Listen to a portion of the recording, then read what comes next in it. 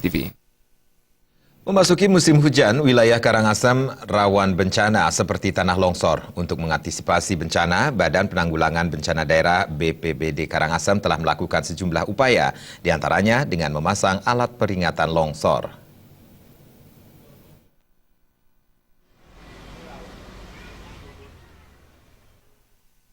Memasuki musim hujan, bencana-bencana seperti tanah longsor dikhawatirkan menerjang wilayah Karangasem.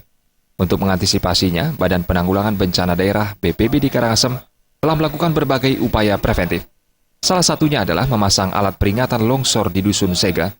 Alat ini berfungsi mendeteksi terjadi pergeseran tanah yang menyebabkan tanah longsor.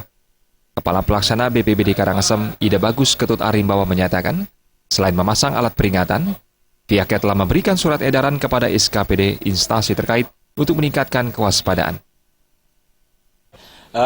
Antisipasi kita di BPBD Karangasem khususnya dalam rangka antisipasi bencana hujan, angin puting beliung dan longsor.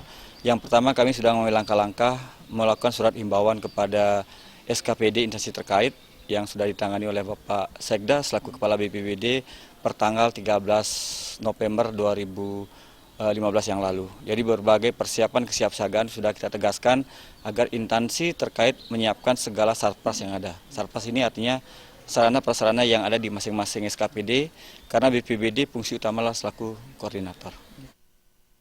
Selain itu, BPBD Karangasem telah melakukan sosialisasi kepada masyarakat di Dusun Sega agar mereka memahami jika daerah mereka rawan longsor.